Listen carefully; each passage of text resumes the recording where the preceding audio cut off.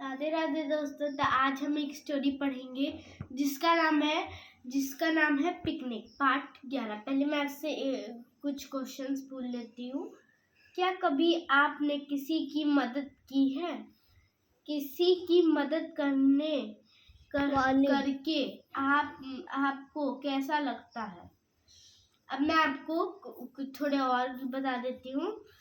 दूसरों की सहायता करने वाला व्यक्ति अपने जीवन में भी तरक्की करता है। जरूरतमंद की मदद करने से जो संतोष मिलता है वह बड़ा सुखद होता है।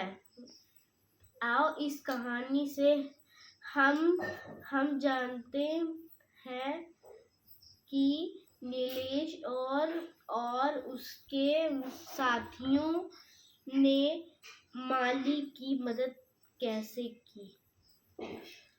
अब हम अपनी कहानी स्टार्ट करते हैं।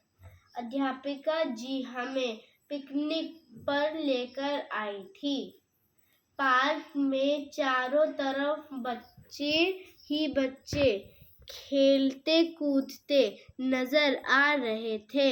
मैं अपने मित्रों के साथ खेलते खेलते तरताल की ओर निकल गया।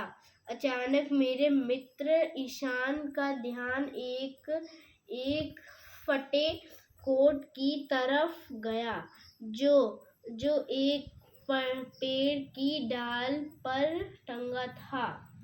हम समझ गए कि यह कोट अवश्य किसी माली का होगा जो आसपास ही काम कर रहा होगा।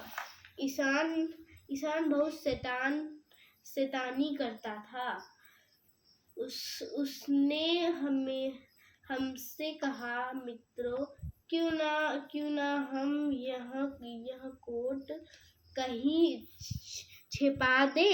माली अपने कोट को ना पाकर परेशान होगा। उसे खूब छकाकर हम उसका कोट वापस कर देंगे। क्यों आएगा ना मजा। मेरे साथियों में नीलेश बहुत समझदार था। उसने कहा, मित्र, किसी को मुश्किल में डालकर हमें क्या मिलेगा। क्यों ना हम उस माली को खुश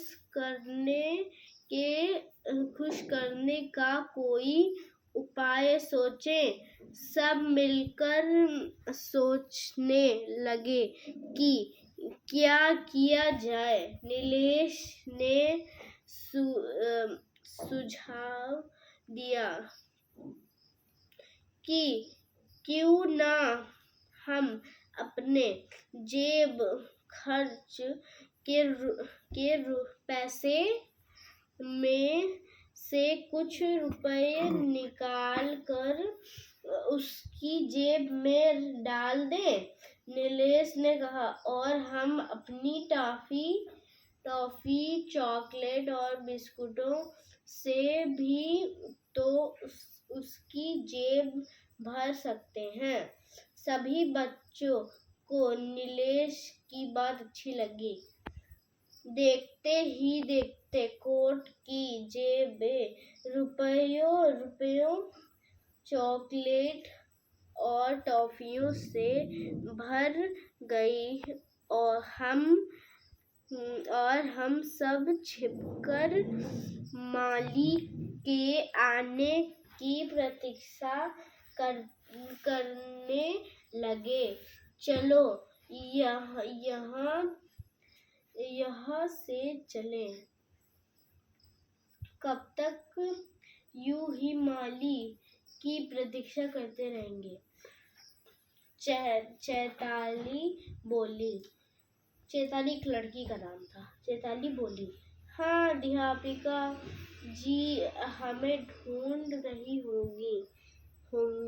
वासुधा ने कहा, हम वहां से जाने के लिए मुड़े ही थे कि दूर से माली आता दिखाई दिया। उसके हाथ में एक खुरपी थी। वह अपने दूसरे हाथ से बार बार पसीना पोंछता हुआ आ रहा था। हम तुरंत इधर उधर छिप गए। माली ने पेड़ की डाल से कोट उतारा। जैसे ही पहनने लगा, वह रुका, मानो कुछ सोच रहा हो। फिर जेबें टटोलने लगा। अपने कोट की जेबें इस प्रकार भरी देखकर माली इधर उधर देखने लगा।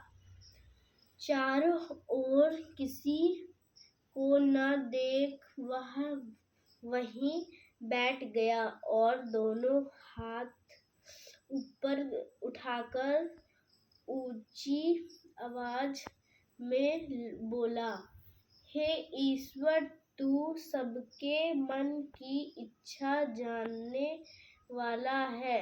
मेरे बेटे ने चलते समय कहा था कि मैं आज उसके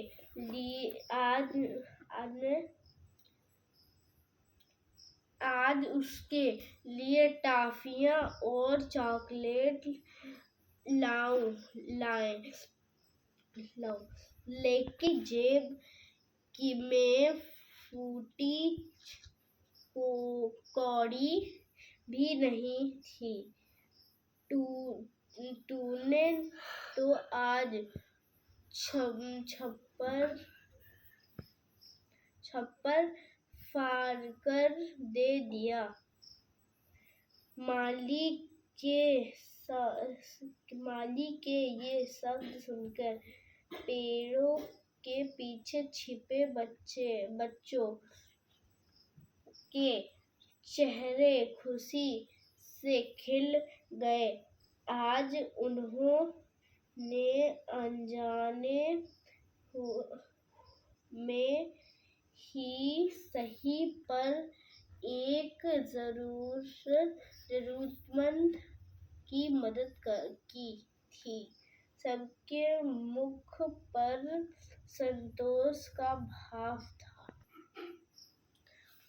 देखा, इस कहानी से हमको क्या सीख मिली कि अगर आप दूसरों की मदद करेंगे तो वो एक दिन हमारी भी मदद करेंगे। ऐसे ही दूसरों के जीवन में गलत नहीं करना चाहिए। Thank you.